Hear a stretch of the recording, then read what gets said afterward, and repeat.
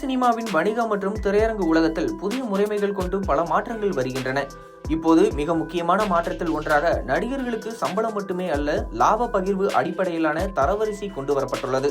அதாவது தயாரிப்பாளர் சங்கம் எடுத்த முக்கிய தீர்மானம், முன்னணி நடிகர்கள் இனி வியாபார பங்கீடு ஷேர் பேசிஸ் முறையில் மட்டுமே திரைப்படங்களில் நடிக்க வேண்டும் என்பதாகும்.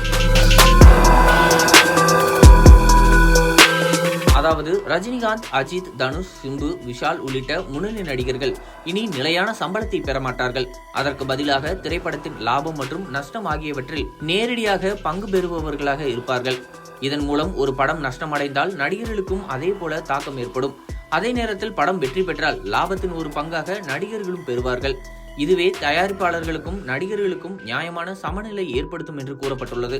Tamil Nadu theatre and multiplex owners association ஒரு முக்கிய சுற்றறிக்கை வெளியிட்டுள்ளது. அதன்படி திரைப்பட நடிகர்கள் அவர்களது பாக்ஸ் ஆபீஸ் பவர் என்பதன்படி டயர் 1, டயர் 2, டயர் 3 என்ற 3 பிரிவுகளில் வகைப்படுத்தப்பட்டுள்ளனர். டயர் 1 வகை நடிகர்களுக்கு முதல் வாரம் ஏ சென்டர்ஸ் முக்கிய திரையரங்குகளில் 60% வசூலில் பங்கு வழங்கப்பட உள்ளதாக குறிப்பிடப்பட்டுள்ளது. டயர் 1 வகையில் உள்ளவர்கள் ரஜினிகாந்த், விஜய், அஜித் குமார் இவர்களுக்கான முதல் வாரம் ஏ சென்டரில் 60%, பிற மையங்களில் 65% என்று வசூல் பங்கு இருக்கும் என கூறப்பட்டுள்ளது. டயர் 2 வகை சூர்யா, தனுஷ், சிம்பு, ஜெயம் ரவி, சிவகார்த்திகேயன், விஜய் சேதுபதி இவர்கள் முதல் வாரம் ஏ சென்டரில் 55%, பிற மையங்களில் 60% என்று பங்கீடு வழங்கப்படும். டயர் 3 உள்ள மற்ற நடிகர்கள் முதல் வாரம் 50% பங்கு, இரண்டாம் வாரம் 45% என்று குறைக்கப்படும். இந்த புதிய தரவரிசை பரிமாற்றம் திரையரங்குகள், தயாரிப்பாளர்கள், நடிகர்கள் ஆகியோருக்கு சாதகமாய் இருக்கலாம் என்று இண்டஸ்ட்ரி வாசிகள் கருதுகிறார்கள். திரைப்படம் வெற்றி பெற்றால் சம்பளம் மட்டுமல்ல, அந்த வெற்றியில் பகிர்வு கிடைக்கும் என்பதால் படம் தேர்வு, கதைக்களம், தயாரிப்பு தரம் ஆகியவை முக்கியத்துவம் பெறும் என எதிர்பார்க்கப்படுகிறது.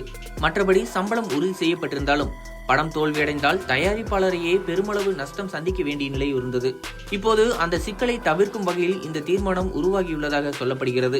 இந்த தீர்மானம் நடைமுறையில் அமையும் போது தமிழ் சினிமாவின் வணிக கட்டமைப்புகளில் நடிப்பு ஒப்பந்த மார்க்கங்களிலும் மாற்றம் ஏற்படும். முன்னணி நடிகர்களின் பாக்ஸ் ஆபீஸ் பவர் என்பதில் மட்டும் கவனம் செலுத்தப்பட்டது என்ற கருத்தும் வருகிறது.